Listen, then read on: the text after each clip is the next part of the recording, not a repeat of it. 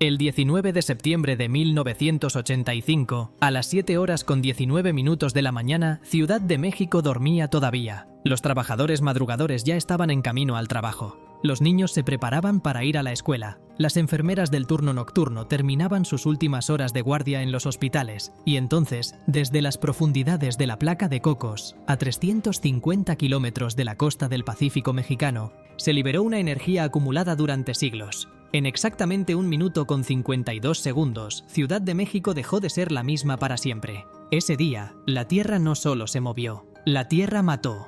Deja tu like, suscríbete y comparte. Comencemos. Para comprender por qué Ciudad de México es una de las ciudades más vulnerables a los terremotos en el mundo entero, hay que entender su geografía. La ciudad fue construida sobre el lecho de un antiguo lago, el lago de Texcoco, que los aztecas drenaron parcialmente para construir su capital, Tenochtitlán, y que los conquistadores españoles terminaron de secar durante los siglos posteriores, lo que quedó debajo de millones de toneladas de concreto, asfalto y edificios. No es roca sólida, es arcilla lacustre, un material blando, esponjoso, saturado de agua, que se comporta como gelatina cuando las ondas sísmicas lo atraviesan. Los sismólogos lo llaman el efecto de sitio, y en el caso de Ciudad de México ese efecto es catastrófico. Cuando un terremoto ocurre bajo terreno sólido, las ondas sísmicas se propagan y se disipan con relativa rapidez. Pero cuando esas mismas ondas entran en contacto con los sedimentos blandos del antiguo lecho lacustre de la Ciudad de México, algo extraordinario y terrible sucede.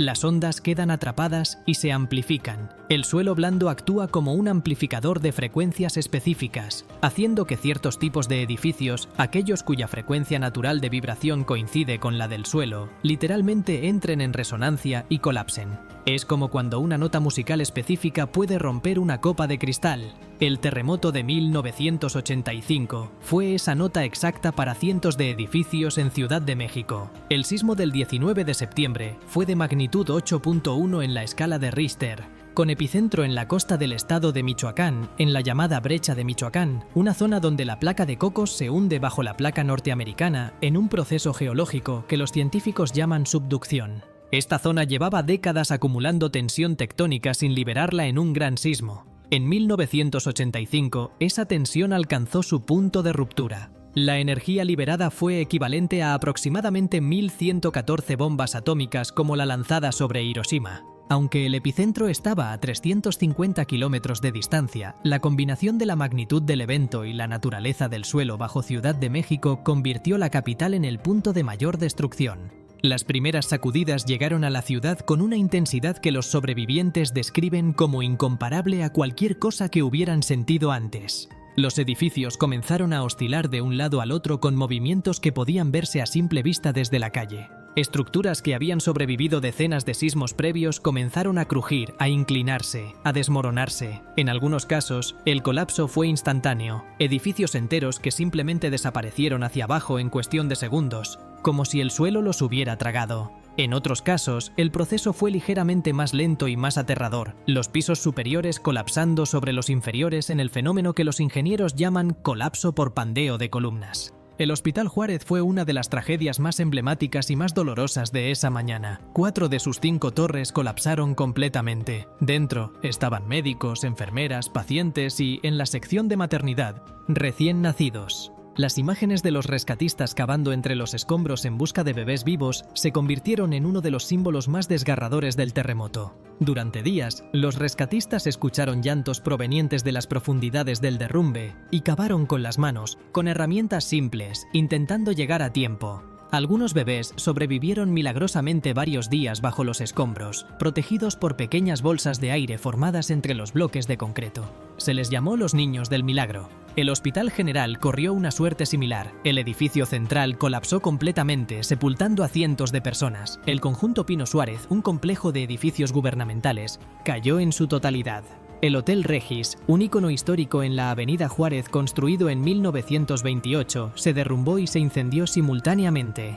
La Unidad Habitacional Tlatelolco, un complejo de departamentos construido en los años 60 para alojar a trabajadores y familias de clase media, sufrió el colapso de varios de sus edificios. La lista de estructuras destruidas ese día incluye más de 400 edificios colapsados completamente y más de 3.000 con daños graves o moderados. Las cifras de muertos son, hasta hoy, objeto de debate y controversia. El gobierno mexicano del presidente Miguel de la Madrid reconoció oficialmente entre 6.000 y 10.000 muertos. Organismos independientes, periodistas de investigación y organizaciones de derechos humanos estimaron que la cifra real podría estar entre 20.000 y 40.000 personas. La diferencia entre las cifras oficiales y las estimaciones independientes refleja tanto la caótica naturaleza del desastre, que dificultó el conteo preciso, como la voluntad política del gobierno de minimizar el impacto de la tragedia en un contexto de enorme tensión social. Lo que nadie discute es que los daños materiales superaron los 4.000 millones de dólares y que más de 250.000 personas quedaron sin hogar. La respuesta inicial del gobierno fue lenta, desorganizada y políticamente torpe. El presidente de la Madrid tardó más de 24 horas en aparecer públicamente. Cuando lo hizo, rechazó inicialmente la ayuda internacional ofrecida por decenas de países,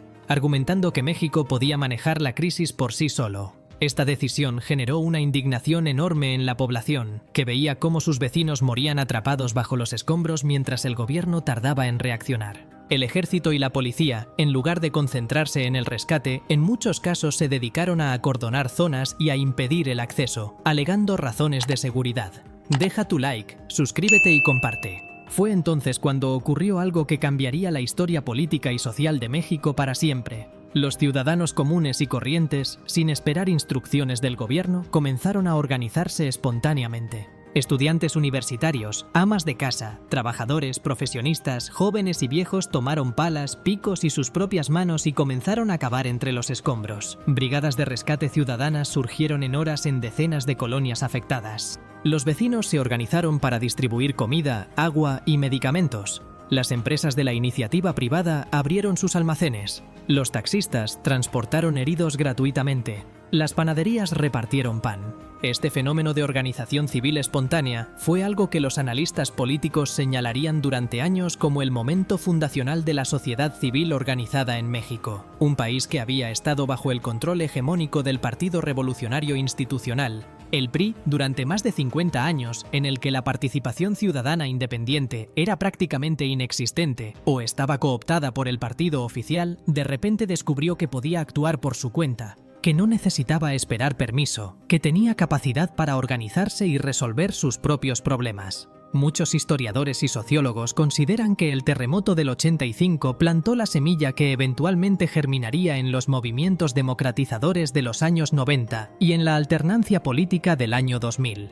Entre las historias de heroísmo que emergieron de esos días está la de los Topos de Tlatelolco, un grupo de jóvenes rescatistas que se especializaron en meterse literalmente dentro de los escombros para llegar hasta las personas atrapadas. Su nombre, Topos, hace referencia a la forma en que se introducían por túneles y grietas imposiblemente estrechos entre los bloques de concreto. Lo que comenzó como una iniciativa espontánea de vecinos de Tlatelolco se convirtió en una organización profesional de rescate urbano que ha estado presente en decenas de desastres alrededor del mundo, desde terremotos en Armenia y Turquía hasta el tsunami de Japón en 2011. Son, quizás, el legado más tangible y más positivo de la tragedia de 1985. Al día siguiente, el 20 de septiembre de 1985, cuando la ciudad todavía procesaba el horror de las últimas horas, un nuevo sismo sacudió Ciudad de México. De magnitud 7.5, esta réplica causó el colapso de estructuras que habían quedado debilitadas por el sismo principal y agravó los daños en zonas que ya estaban devastadas.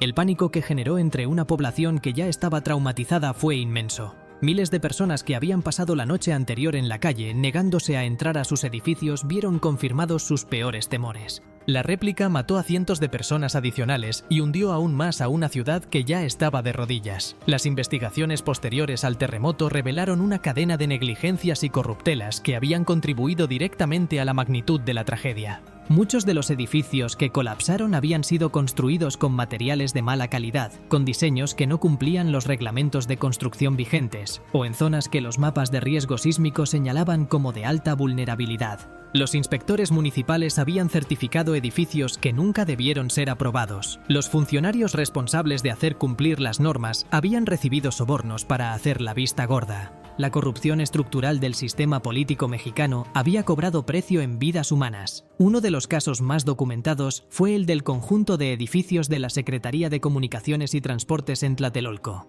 Los edificios habían sido construidos en los años 60 con graves deficiencias estructurales. Las inspecciones previas al terremoto habían detectado problemas, pero las advertencias fueron ignoradas o archivadas. Cuando el sismo llegó, esos edificios colapsaron matando a cientos de personas que trabajaban o vivían en ellos. Los familiares de las víctimas organizaron algunas de las primeras manifestaciones de protesta ciudadana contra el gobierno que se recuerdan en la historia moderna de México, exigiendo que se investigaran las responsabilidades y se castigara a los culpables. Casi ninguno fue castigado. El terremoto del 85 tuvo también consecuencias políticas de largo alcance. La incapacidad del gobierno para responder eficazmente al desastre dañó gravemente la credibilidad del PRI y del sistema político que había gobernado México sin competencia real durante décadas. Las elecciones presidenciales de 1988, apenas 3 años después del terremoto, fueron las más competidas y las más cuestionadas de la historia moderna del país. El candidato de oposición, Cuauhtémoc Cárdenas, probablemente ganó esas elecciones,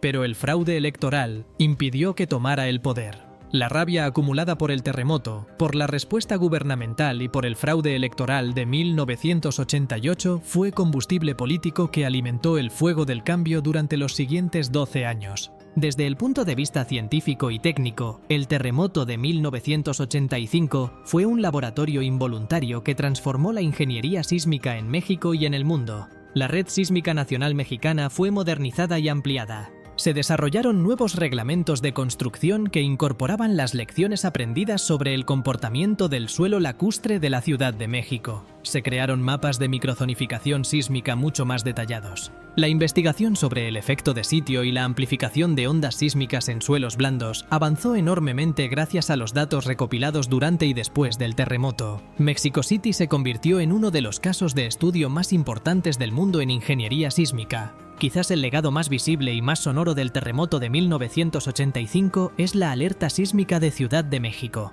La tierra tembló esa mañana, y México, en su dolor, comenzó a levantarse. Deja tu like, suscríbete y comparte. Hasta la próxima.